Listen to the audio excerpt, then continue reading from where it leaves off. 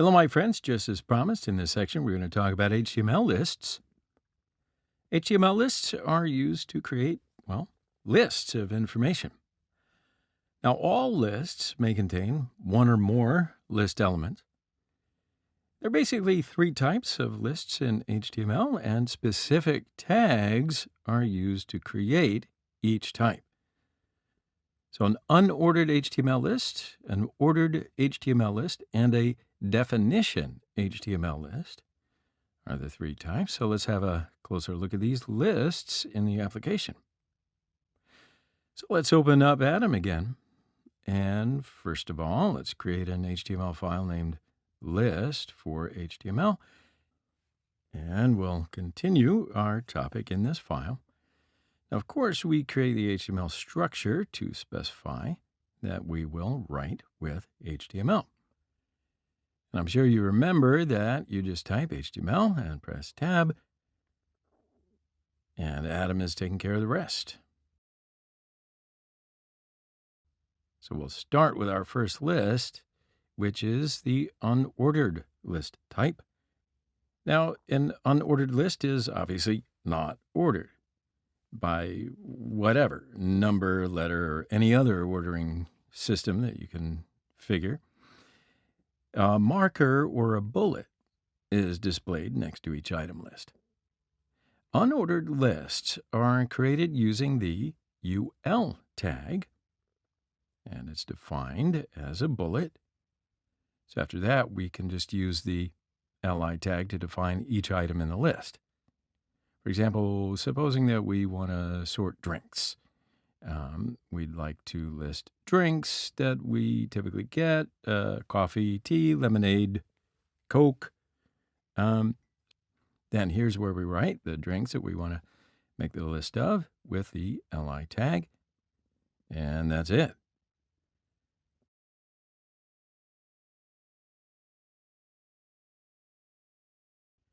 Okay, so such markers or bullets are created automatically if we haven't identified a specific type. Or let's say that we want to make a circle marker. We'll add the type attribute to the UL tag again and give it the circle value.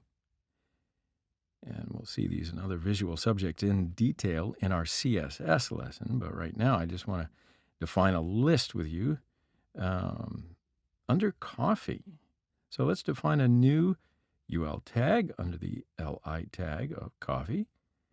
And then I'll add with milk or without milk as options to the LI tag, refresh the application.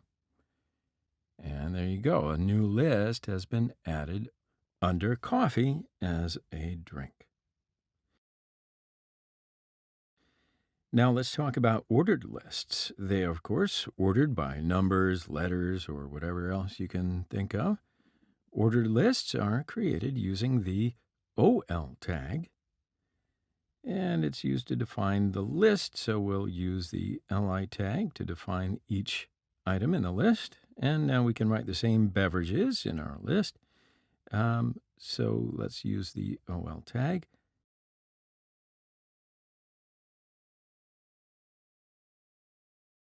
Now, when we save and refresh our application, we'll see that the list comes in as 1, 2, 3, 4, etc.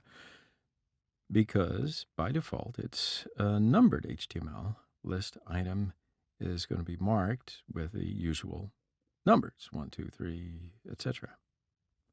So if you add or delete items on the list, the numbers will change automatically.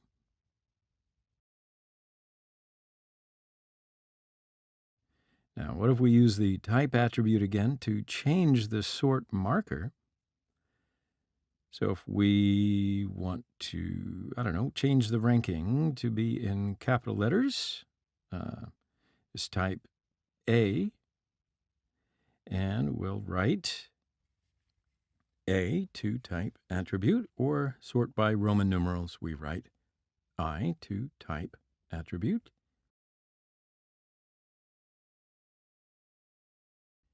Now, we don't always have to start ranking from the first value. For instance, if we want the first item to start from 10 instead of 1, well, we can do that. We just start the attribute with value 10. And you'll see when we refresh our application, our list starts with 10 and continues from there. So description lists are similar to other lists, but in a description list, each list associates specific names and values within a list. So this arranges your items in the same way as they are arranged in a dictionary, let's say. So examples might be items in an ingredient list and their descriptions, article authors and brief bios, stuff like that. You can also have as many name value groups as you like, but there must be at least one name and at least one value in each pair. So description lists are done by using the DL tag to define the list and use the DT tag to define each term in the list, and the DD tag is used to define the description, definition, or value of the term. You can associate more than one value with a single name, or vice versa. So here we can see how we made that change when we refresh it and have a look at that application again. All right, well, we've come to the end of this lesson. I think we learned a really big step here, how to create a list on an HTML page. And that's a very good thing to learn. You can practice and push things around at will. But in our next lesson, we're going to prepare a detailed example just to, reinforce all of your learning that we've had up until now. So until then, goodbye. I'll see you next lesson.